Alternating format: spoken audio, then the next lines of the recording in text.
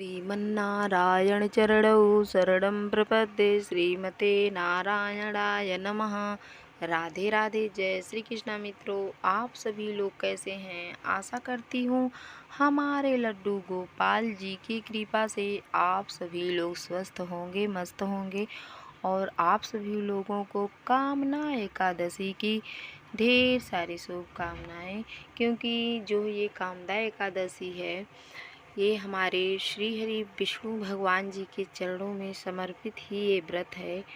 और ये व्रत हमें बड़े ही धूमधाम से करना चाहिए, क्योंकि जो एकादशी का व्रत होता है, वैसे तो समस्त एकादशी कहते हैं कि जो लोग एकादशी का व्रत करते हैं उन्हें जो भी जैसे जो भी कितना हो कोई बड़ा पाप लगा हो और वो कितना हूँ बड़े पापी हों, पापी से पापी व्यक्ति का कामदा एकादशी कहते हैं समस्त पापों से मुक्त कर देता है। कितना महानता है इस एकादशी का और बहुत बड़ा महात्म्य है।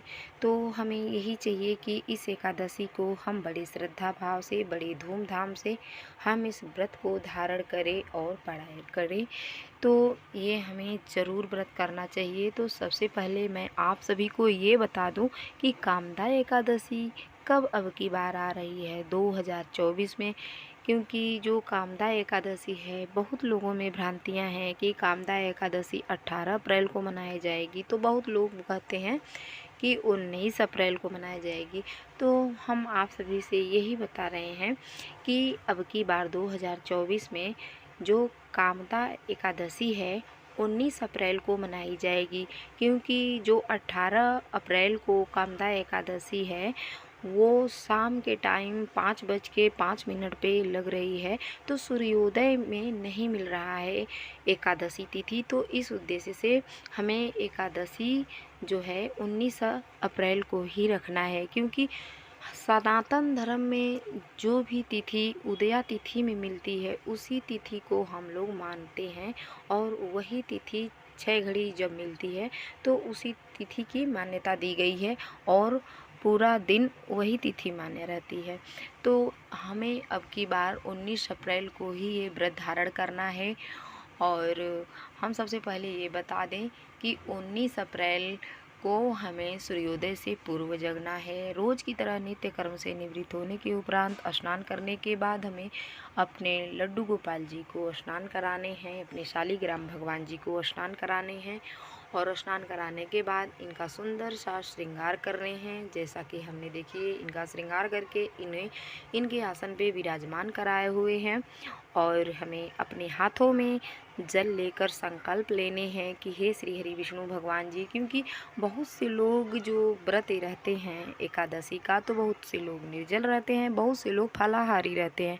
तो आपको जैसा व्रत रहना हो, फलाहारी या निर्जल, तो उसके अकॉर्डिंग आप संकल्प लीजिए कि हे श्री हरि विष्णु भगवान जी, हम फलाहारी व्रत रहेंगे या हम निर्जली व्रत रहेंगे, आप हमारे व्रत की रक्षा कीजिएगा।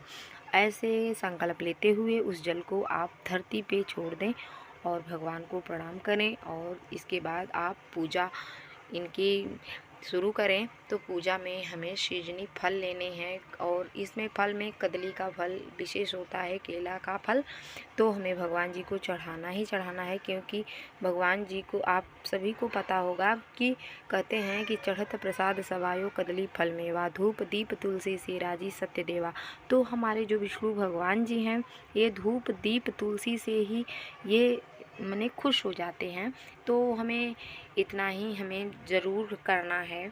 और अपने श्री हरि विष्णु भगवान के समक्ष हम देखिए ये पेठा का भोग लगाए हैं। और एक बात का हमें विशेष ध्यान देना है कि भूल से भी हमें अन्न का भोग नहीं लगाना है। क्योंकि हम मनुष्य होकर अगर एकादशी का पालन कर रहे हैं तो हमारे श्री हरि विष्णु भगवान योग योगेश्वर हैं, तो ये तो पालन करेंगे ही। तो हमें भूल कर इसमें इस व्रत में और जो भी हम एकादशी के दिन भोग लगाएं तो अन्न का प्रयोग हमें भूल कर भी नहीं करना है। और एक बात का और ध्यान देना चाहिए कि हम जो भी भोग लगावें उसमें तुलसी पत्र हम ज़रूर रखें। क्योंकि बिना तुलसी पत्ता के हमारे श्री हरि विष्णु भगवान जी भोग स्वीकार नहीं करते। तो इस बात का हमें विशेष ध्यान देने हैं। और ऐसे ही हमें पूजा पाठ करनी है। हमें श्री हरि विष्णु भगवान जी के साथ साथ हमें महालक्ष्मी माता जी की भी पूजा करनी है, श्री हरि विष्णु भगवान जी के साथ, और गणेश जी की पूजा करनी है। तो ऐसे ही हम पूजा करें और आरती करना हम न भूलें। आरती के उपरांत हम जो भी फल और मिष्ठान भगवान जी के चरणों में समर्पित किए हैं, तो ये हमें अपने सपरिवार में वितरण करके प्रसाद स्वयं को प्रसाद पाना चाहिए। और आप सभी को हम पारण बता दें कि 20 अप्रैल को सुबह 5:50 से 8:26 तक पारण यानी द्वादशी तिथि में ही हमें करना है। तो इतना तिथियों में आप माने भोजन आप कर लें। और पारण में हमें चावल विशेष रूप से पाना है भगवान को भोग लगा करके 20 अप्रैल को द्वादशी तिथि में। तो इतने ही तिथियों में हमें भोग भगवान जी को अर्पण करके और स्वयं को पाना है। और ये जो दक्षिणा है, दक्षिणा किसी ज़रूरतमंद व्यक्ति को दान करते हुए, और जब आप अपने पारायण करें और आरती के बाद आप क्षमा याचना करें कि हे प्रभु, हमारे पूजा पाठ में जो कोई भी त्रुटियां हुई हों उसे आप क्षमा कीजिएगा, और हमारे करुणामयी सरकार शीघ्र ही क्षमा कर देते हैं। तो दोस्तों, आप सभी लोगों को ये हमारी वीडियो कैसी लगी? अगर ये वीडियो आप सभी लोगों को अच्छी लगी हो तो लाइक सब्सक्राइब करना ना भूलें। प्यारा सा कमेंट लिखकर ज़रूर बताएं कि आप सभी लोगों को ये वीडियो कैसी लगी। राधे राधे, जय श्री कृष्णा।